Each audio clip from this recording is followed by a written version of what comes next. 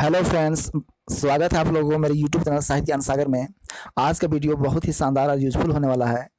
दोस्तों, आप सबको मैं बता देता हूं कि आज का जो वीडियो होने वाला है वो specially SSC GD 2022-23 SSC GD यानी जो एसएससी जीडी का जो वैकेंसी दिसंबर 2022 में आने वाला है, तो उन सभी नए कैंडिडेट के लिए ये वीडियो डेडिकेटेड है। और आज का जो वीडियो है वो हिंदी से संबंधित है, क्योंकि बहुत सारे बंदों को हिंदी से डर लगता है। क्योंकि एसएससी जीडी में सिलेबस का बात करें तो सिलेबस में 25 मार्क्स का जो मैथ पूछा जाता है, 25 उतना ही मार्क्स का रीजनिंग पूछा जाता है, 25 मार्क्स का हिंदी पूछा जाता है और 25 मार्क्स का जो होता है वो करंट अफेयर्स जीके होता है। ठीक है, तो बारी बारी से मैं सभी को कवर करने का प्रयास करूंगा, लेकिन स्पेशली मैं हिंदी को बहुत ही अच्छे ढंग से आप सबों को कवर करवाऊंगा। मैं गारंटी देता हूं कि आप सब 25 में 25 हिंदी में ला सकेंगे, ऐसा मैं आप सबों को तैयारी करवाने वाला हूं। तो जो नए कैंडिडेट हैं वो मेरे साथ जुड़ जाए, मेरे चैनल को सब्सक्राइब कर लें, बेल आइकन को ऑन करके रखें। मैं वादा करता हूँ और आप सबों को मैं आश्वासन दिलाता हूँ कि निश्चित ही 25 में 25 मार्क्स लाने के काबिल मैं आप सबों को बना दूंगा। किसमें? हिंदी। इसके अलावा हिंदी तो हो ही गया, प्लस में रीजनिंग वगैरह, मैथ वगैरह सबका मैं तैयारी आपको अपने चैनल पर ज़रूर करवा दूंगा। लेकिन 25 में 25 आपको हिंदी में अवश्य उठाने का काबिल बना दूंगा। ठीक है, तो आज मैं जो चैप्टर लेकर के आया हूँ बहुत ही इंपॉर्टेंट है। और आज का जो चैप्टर है वो हेडिंग में देख पा रहे होंगे, अनेक शब्दों के लिए एक शब्द। ये मोस्ट इंपॉर्टेंट है एसएससी जीडी के लिए। अनेक शब्दों के लिए एक शब्द, यानी ये क्या होता है? अनेक शब्दों के लिए एक शब्द का प्रयोग क्यों होता है, इसको यहाँ पर आप विस्तार से समझ सकते हैं। ठीक है, तो मैं यहाँ पर समझा देता हूँ। तब बोलता है अनेक शब्दों के लिए एक शब्द का प्रयोग क्यों, यानी सुन करके आप समझ लीजिए कि अनेक शब्द रहेगा, उसका जो 3-4 वर्ड 5-6 वर्ड मिलाकर के एक सेंटेंस बनेगा, तो उसका वही अर्थ निकलेगा जो एक शब्द से अर्थ निकलेगा। तो ज़्यादा लंबा लिखने से कोई फायदा नहीं, एक शब्द से जब अर्थ निकल रहा है तो इतना लंबा लेने की कोई ज़रूरत नहीं है। तो इसलिए अनेक शब्दों के लिए एक शब्द का प्रयोग करते हैं। ठीक है, तो आज हम लोग इस वीडियो में एक शब्द के यानी जो अनेक शब्द का एक शब्द जो होता है, इसमें हम लोग 100 कम से कम कवर करने वाले हैं। मैं अनेक अलग अलग वीडियो में मैं बहुत सारे अनेक शब्दों के एक शब्द को कवर कराऊंगा, जो कि आपके एग्जाम के लिए बहुत ही महत्वपूर्ण होगा। तो सबसे पहले देख लेते हैं कि अनेक शब्द के लिए एक शब्द जो होता है इसका प्रयोग क्यों करते हैं। ठीक है, तो बोलता है भाषा की सुदृढ़ता, भावों की गंभीरता और चुस्त शैली के लिए यह आवश्यक है कि हम अपने भावों और विचारों को कम से कम शब्दों में व्यक्त करें। सटीक, चुस्त और अर्थगर्भित भाषा की सभी सराहना करते हैं तथा ऐसी भाषा का श्रोता और पाठक पर भी अच्छा प्रभाव पड़ता है। ठीक है, अनुकूल बोल रहा है अपना जो आपका जो भाव रहेगा उसको कम शब्दों में बखान करना है और अच्छे ढंग से उसको प्रदर्शित करना है, अभिव्यक्त करना है। इसीलिए अनेक शब्द का जगह पर एक शब्द का प्रयोग करते हैं। ठीक है, भाषा चुस्त हो, शैली चुस्त हो। ठीक है, आपके भाव का जो गंभीरता हो वो प्रभावशाली रहे। ठीक है, आगे बोलता है वाक्य रचना में ऐसा चमत्कार उत्पन्न करने के लिए हमें समास, कृदंत और तद्धित इत्यादि प्रत्ययों और उपसर्गों का सहारा लेना पड़ता है। कभी कभी अनेक शब्दों के वाक्य के अर्थ में एक पारिभाषिक शब्द भी मिलता है, और कई शब्दों के मेल से बने वाक्य को एक शब्द में बदलते या बनाते समय निम्नलिखित 3 बातों को याद रखना होगा। यानी अनेक शब्दों को जब एक शब्द में बनाया जा रहा होगा तो उस समय किन किन बातों को ध्यान में रखना होगा, तो उसको ध्यान से सुनिए। 3 बातों को आपको ध्यान में रखना होगा। कब? जब कई शब्दों के मेल से बने वाक्य को एक शब्द में आप बदल रहे होंगे तो उस समय आपको 3 बातों को ध्यान में रखना होगा। ठीक है, तो 3 बात कौन कौन है, तो इसको आप ध्यान से सुनिए और समझिए। पहला बात है प्रयुक्त शब्दों के रूप में ही समास, प्रत्यय आदि की सहायता से एक शब्द बनाना चाहिए। दूसरा है बनाए गए शब्द का उस वाक्य में प्रयुक्त शब्दों की सहायता से ही समास या प्रत्यय का विग्रह करना चाहिए। तीसरा बात है अनेक शब्दों के बदले में बनाए गए एक शब्द की शब्दावली या भाषा चुस्त हो। ठीक है ना, 3 बात है, इसको आप वीडियो को स्किप करके इसको समझ सकते हैं आप लोग खुद से। तो ये सब जो बता रहे हैं सिर्फ औपचारिकता के लिए है, बाकी जो आपको परीक्षा में जो पूछा जाएगा सो नीचे वाला जो उदाहरण जो भी समझाएंगे वो सब पूछेगा। ठीक है, तो फिलहाल यहाँ पर देखिए नीचे अनेक शब्दों के लिए बहुप्रचलित एक शब्द के कुछ उदाहरण दिए जा रहे हैं जो बहुत ही प्रचलित है। सो यानी अनेक शब्द का एक शब्द बहुत होता है, लेकिन जो ज़्यादा फेमस है, जो परीक्षा में आने की दृष्टि से महत्वपूर्ण है, तो वैसे आपके समक्ष उदाहरण को प्रस्तुत किया जा रहा है।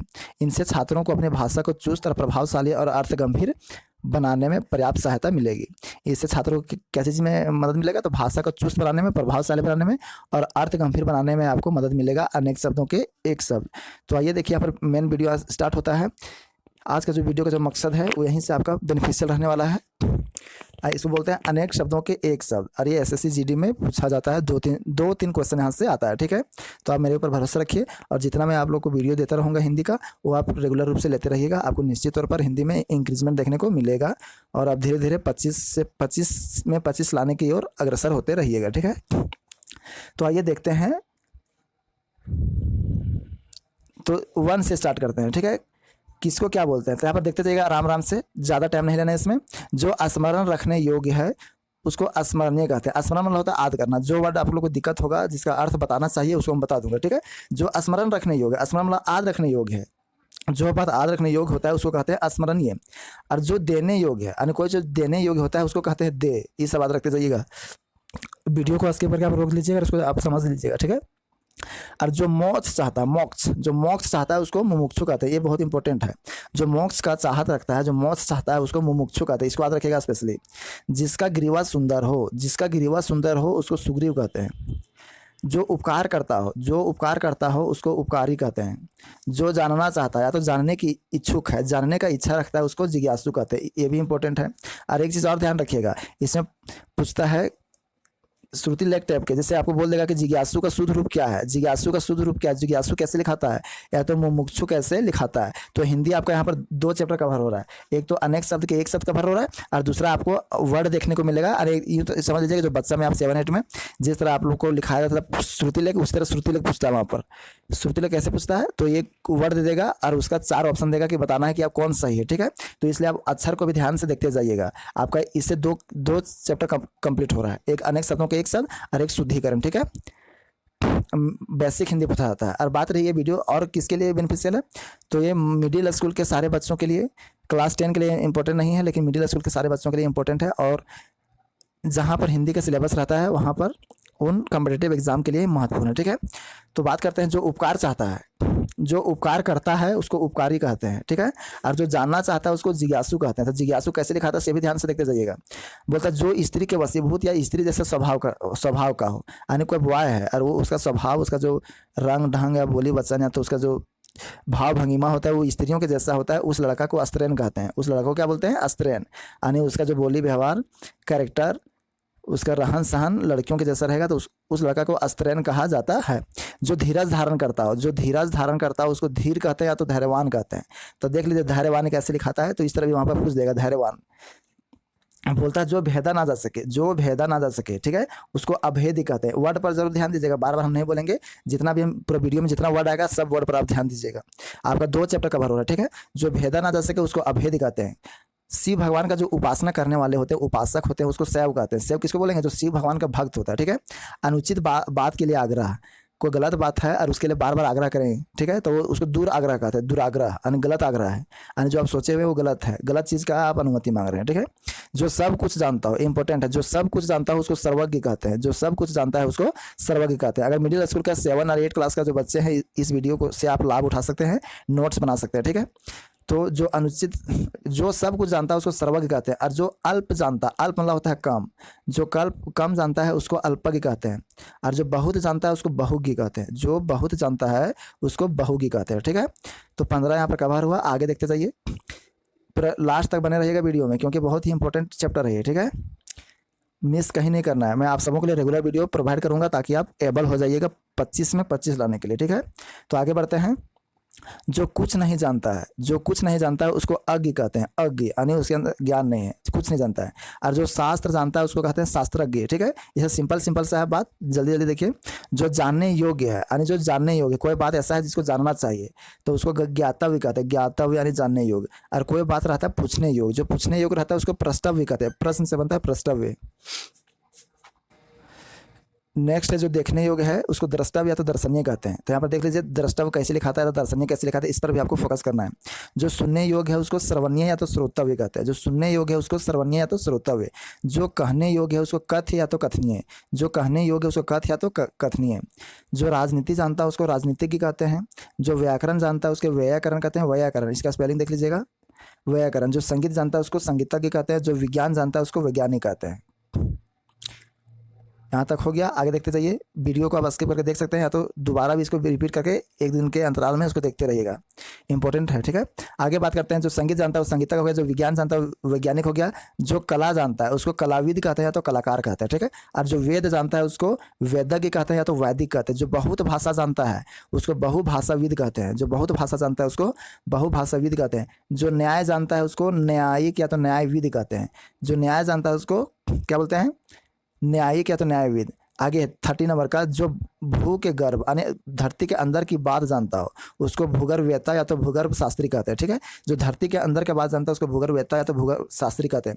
जो ईश्वर में विश्वास रखता हो, जो ईश्वर को मानता हो, जो ईश्वर में विश्वास रखता है उसको आस्तिक कहते हैं। ठीक है, और जो ईश्वर में विश्वास नहीं रखता है उसको नास्तिक कहते हैं। आस्तिक और नास्तिक का स्पेलिंग देख लीजिएगा, बहुत इंपॉर्टेंट है। स्पेलिंग भी इंपॉर्टेंट है और इसका एक अनेक शब्द का एक शब्द भी इंपॉर्टेंट है। जो पहले कभी नहीं हुआ, जो जो घटना कभी कभी घटित नहीं हुआ है उसको अभूतपूर्व कहते हैं। अभूतपूर्व यानी जो पहले कभी घटित हुआ ही नहीं है। जो पहले कभी नहीं सुना गया, जो जो बात पहले कभी नहीं सुना गया उसको अश्रुतपूर्व कहते हैं। अश्रुतपूर्व। मेरे वीडियो को आप ध्यानपूर्वक देखते जाइए, आपको मैं सही उच्चारण के साथ में और अच्छे ढंग से आप लोगों को बताऊंगा। आपको टेंशन लेने की कोई ज़रूरत नहीं है। रेगुलर मेरे साथ में आप बने रहिए और चैनल को सब्सक्राइब जरूर कर दीजिएगा। अपने दोस्तों के साथ में इसको शेयर कर दीजिएगा। हिंदी के लिए आप बेफिक्र रहिए, आप डरिए बिल्कुल मत। ठीक है, आपका जो मोस्ट इंपॉर्टेंट चैप्टर रहेगा मैं आप सबको प्रस्तुत करूंगा आपके समक्ष। और मैं एक गारंटी वैसे नहीं दे रहा हूं, चूँकि मैं भी एसएससी जीडी कैंडिडेट रह चुका हूं और इस बार मैं 25 में 25 हिंदी में किया। ठीक है, इसलिए मुझे पूर्ण भरोसा है कि मैं आप सबों को अगर मैं क्लास करवा दूँ तो आप सब बहुत अच्छे ढंग से नंबर उठा सकते हैं। ठीक है, यानी 25 का 25 में गारंटी देता हूँ, तो इसलिए मेरे ऊपर आप भरोसा रखिए और आगे बढ़ते जाइए। ठीक है, चलिए आगे बढ़ते हैं। जो पहले कभी नहीं हुआ अभूतपूर्व, जो पहले कभी नहीं सुना गया वो अश्रुतपूर्व, और जो पहले कभी नहीं देखा गया वो अदृष्टपूर्व। ठीक है, जो पहले कभी नहीं देखा गया उसको अदृष्टपूर्व कहते हैं। जो देखा नहीं जा सकता है, जो देखा ही नहीं जा सकता, जैसे हवा को नहीं देख सकते उसको अदृश्य चीज़ कहते हैं। ठीक है, जो स्मरण करने योग्य है, स्मरण होता है आद करने योग्य है। कोई भी चीज़ को याद करने की जरूरत रहता है उसको बोलते हैं अस्मरणीय, यानी इसको याद करने की जरूरत है। जो किए हुए उपकार को मानता हो, इंपॉर्टेंट है दोस्तों, जो किए हुए उपकार को मानता हो, यानी आप किसी को हेल्प किए हैं और वो आदमी हमेशा आपको नाम लेगा कि चलो आप कभी हेल्प किए थे हमको, तो ऐसे इंसान को कृतज्ञ कहा जाता है, कृतज्ञ। लेकिन इसका उल्टा जिसको कहता है नमक खाकर नमक का फर्ज अदा नहीं करना, तो ऐसे लोग को कृतज्ञ कहते हैं। यानी जो आप उसको उपकार कर दिया उसके ऊपर, उसको आप हेल्प कर दिया लेकिन आपको किए हुए कर्म को भूल गया, वो डायरेक्ट मना कर रहा है। ठीक है, तो वैसे इंसान को कृतज्ञ कहते हैं। तो कृतज्ञ के उल्टा हो जाएगा कृतज्ञ, कृतज्ञ का उल्टा हो जाएगा कृतज्ञ। तो कैसे लिखा था इस पर ध्यान दीजिएगा, पूछ देता है। ठीक है, और जो मधुर बोलता है, जो मधुर बोलता है उसको बोलते हैं मधुरभाषी। क्या बोलते हैं, मधुरभाषी। जो अल्प बोलता है, जो थोड़ा बोलता है उसको बोलते हैं अल्पभाषी। जो थोड़ा बोलता है उसको बोलते हैं अल्पभाषी। जो बहुत और व्यर्थ बोलता है, अरे कोई ऐसा इंसान होता है जो बहुत ज़्यादा बोलता है और फालतू का, जिससे कोई यूजफुल बात नहीं बोल रहा था, जो बहुत और व्यर्थ बोलता है उसको वाचक कहते हैं।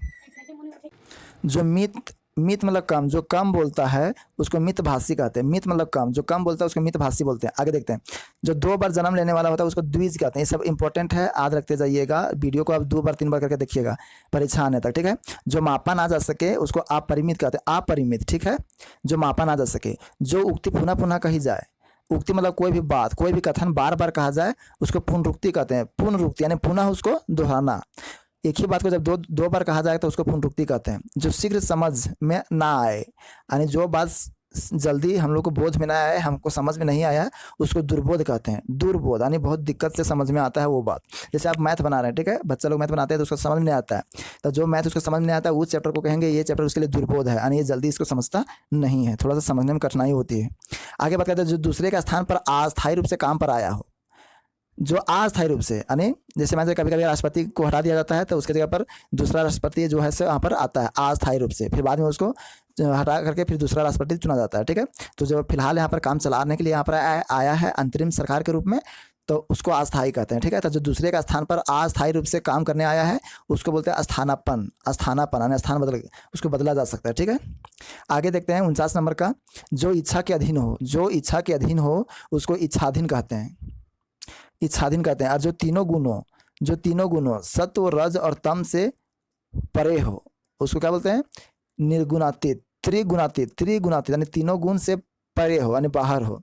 जो तीनों गुणों सत्व रज और तम से परे हो, परे हो मतलब आगे हो, ये 3 गुण उसके अंदर है ही नहीं, यानी उसको निर्गुण बोलेंगे, यानी उसके अंदर कोई गुण नहीं है, 3 गुण में कोई गुण नहीं है, तो त्रिगुणातीत। ठीक है, तो यहाँ पर आपको 50 अनेक शब्दों का एक शब्द कवर हुआ। ठीक है, तो 2-3 मिनट आप थोड़ा सा देख लेते हैं, 60 तक कवर कर लेते हैं, ठीक है। जो पीने योग्य है उसको खाद्य कहते हैं, सॉरी, जो पीने योग्य है उसको पेय कहते हैं, और जो खाने योग्य है उसको खाद्य कहते हैं। इसे याद रखिएगा, इंपॉर्टेंट है। जो पीने योग्य रहता है उसको पेय कहते हैं, जो खाने योग्य रहता है उसको खाद्य कहते हैं, जो खाने योग्य नहीं होता उसको अखाद्य कहते हैं, और जो गाने योग्य होता है उसको गेय कहते हैं, ठीक है। जो गाने योग्य होता है उसको गेय कहते हैं, जो खाने योग्य होता है उसको खाद्य, और नहीं खाने योग्य रहता है तो उसको अखाद्य कहते हैं। जो एक स्थान से दूसरे स्थान पर बदला गया हो, जो एक स्थान से दूसरे स्थान पर बदला गया हो उसको स्थानांतरित कहते हैं। जैसे जैसे क्या होता है कि कोई दूसरा राज्य का रहता है, जन्म लिया हुआ रहता है दूसरा राज्य में, और उसका मुख्यमंत्री बन जाता है दूसरा राज्य में, ठीक है। तो इस तरह से होता है स्थानांतरित, ठीक है। जो सर्वसाधारण जन के लिए हो, जो चीज़ सर्वसाधारण जन के लिए हो उसको सार्वजनिक कहते हैं, और जो आया हो उसको आगत कहते हैं, जो आया हो उसको आगत कहते हैं, जो लौट आया हो उसको प्रत्यागत कहते हैं। यानी अपने ही घर में रहते थे और हम अपना घर से कहीं गए थे और फिर से वापस लौट के आए उसको बोलते हैं प्रत्यागत। जो नहीं आया हो उसको अनागत कहते हैं, जो घर छोड़ के गया है और वापस आया ही नहीं उसको अनागत कहते हैं। जो कल्पना से परे हो उसको कल्पना अतीत कहते हैं, यानी कल्पना से अतीत, यानी कल्पना अतीत बोलते हैं इसको, ठीक है। इसका स्पेलिंग पर भी ध्यान दीजिएगा। जो प्रवास में रहता है उसको प्रवासी कहते हैं, जो अपना घर छोड़ करके बम्बई दिल्ली बाहर में रहता है उसको क्या बोलते हैं, प्रवासी कहते हैं। जो प्रवास में रहता है, अपना घर छोड़ करके दूसरी जगह पर काम करने के लिए गया हो। जो आसानी से उपलब्ध हो जाए, यानी जिसे पाना आसान होता है उसको सुलभ कहते हैं। जो चीज़ हमको बहुत आसानी से मिल जाता है उसको सुलभ कहते हैं, और जो आसानी से उपलब्ध नहीं होता उसको दुर्लभ कहते हैं, ठीक है। जो दूसरे का श्री सौभाग्य देखकर दुखी होता है, यानी दूसरे का मतलब अच्छा, जैसे अच्छा को काम कर रहा है, आगे बढ़ रहा है, किसी के विकास को देखकर कोई जलता है, दुखी होता है, उसको पर श्री कातर कहते हैं। कातर, पर श्री कातर, यानी दूसरे आदमी, कोई आदमी विकास कर रहा है और उसको देखकर कोई आदमी जल रहा है तो उस जो जल रहा है उस आदमी को पर श्री कातर कहते हैं। जो अपने ही अवलंब पर रहता हो, यानी सारा काम अपने दम पर करता है, कोई भी चीज़ रहता है तो अपने दम पर करता है, उसको स्वावलंबी कहते हैं, ठीक है। जो द्वार की रक्षा करता है उसको द्वारपाल कहते हैं। जो बिना वेतन के काम करता है उसको अवैतनिक कहते हैं। जो स्त्री अभिनय करती है उसको अभिनेत्री कहते हैं। जो पुरुष अभिनय करता है उसको अभिनेता कहते हैं, ठीक है। जिसे वशवर्ती बनाना कठिन हो, जिसको अपने बस में करना कठिन हो उसको दुर्धर्ष कहते हैं। दुर्धर्ष, इसको याद रखिएगा, ठीक है। दुर्धर्ष स्पेलिंग में देख लीजिएगा, उसको दुर्धर्ष कहते हैं, यानी जिसको अपना बस में करना बहुत मुश्किल है, जैसे कि पागल हाथी को बस में करना बहुत मुश्किल है तो उसको दुर्धर्ष कहते हैं। जो कानों को सुनने में मधुर लगे उसको श्रुति मधुर कहते हैं, श्रुति मधुर कहते हैं। जो कानों को सुनने में कटु लगे उसको कर्ण कटु कहते हैं, कर्ण कटु। जो इतिहास के पहले का है उसको प्रागैतिहासिक कहते हैं, यानी इतिहास से पहले जो घटना घट चुका है उसे प्रागैतिहासिक कहते हैं। जो नपा तुला व्यय यानी कम खर्च करता है उसको मित व्ययी कहते हैं, याद रखिएगा, मित व्ययी। मित व्ययी किसको बोलते हैं, जो बहुत कम खर्च करता है, नापा तुला खर्च करता है। जो स्त्री प्रिय बोलती है उसको प्रिय वंदा कहते हैं, जो स्त्री प्रिय बोलती है उसको प्रिय वंदा कहते हैं। जो सब जगह पर व्याप्त हो, जो चीज़ सब जगह पर व्याप्त हो, सभी जगह पर पाया जाता हो उसको सर्वव्यापक कहते हैं। सर्वव्यापक है तो सर्वव्यापी, जैसे हवा सभी जगह पर पाया जाता है उसको सर्वव्यापी बोलेंगे। जल भी सभी जगह पर पाया जाता है तो जल को भी सर्वव्यापी या तो सर्वव्यापक बोलेंगे। जो परिवार के साथ में है उसको सपरिवार कहते हैं, ठीक है। तो दोस्तों ये वीडियो तो लंबा हो जाएगा, फिलहाल उधर एक शब्द के अनेक शब्द क्यों यूज़ किया जाता है उसको समझाने के चक्कर में, थोड़ा सा इंट्रोडक्शन देने के चक्कर में, यानी एसएससी जीडी के बारे में थोड़ा सा बताने के चक्कर में थोड़ा सा वीडियो लंबा हुआ। और आज मैं इस यहीं पर स्टॉप करता हूँ, 77 करा करके मैं यहीं पर वीडियो का स्टॉप कर देता हूँ। नेक्स्ट वीडियो में हम लोग आगे देखेंगे, ठीक है। तो 30 इधर और 100 यानी 130 कर लेंगे हम लोग नेक्स्ट वीडियो में। तो 3-4 वीडियो लाएंगे दोस्तों, जिसमें से टारगेट रहेगा मेरा 500 क्वेश्चन किसका, तो अनेक शब्दों का एक शब्द, कम से कम तो 250-300 क्वेश्चन जरूर मैं आप सबों को कराऊंगा। मेरे पास तो 550 क्वेश्चन है, अगर पूरा कर लेंगे तो आप सबके लिए बेहतर रहेगा, यहाँ से कहीं से कोई दिक्कत नहीं होगा। लेकिन फिर भी मैं आप सबों को 300 क्वेश्चन जरूर करवाऊंगा, या तो मैं जितना करवाऊंगा आप सबके लिए उतना मतलब पर्याप्त रहेगा, आप उतना कर लीजिएगा, परीक्षा में जरूर रहेगा, ठीक है। तो फिलहाल इस वीडियो को यहीं पर स्टॉप कर देते हैं। आप जरूर जुड़े रहिएगा मेरे साथ में, मेरे चैनल के साथ में, और चैनल को सब्सक्राइब जरूर कर दीजिएगा, दोस्तों के बीच में इसको जरूर शेयर कर दीजिएगा, ठीक है। और भरोसा रखिए, मैं 25 में 25 का गारंटी देता हूँ, ठीक है। चलिए फिर मिलेंगे नए वीडियो में और यही टॉपिक के नेक्स्ट वीडियो के साथ। तब तक के लिए धन्यवाद। जय हिंद, जय भारत।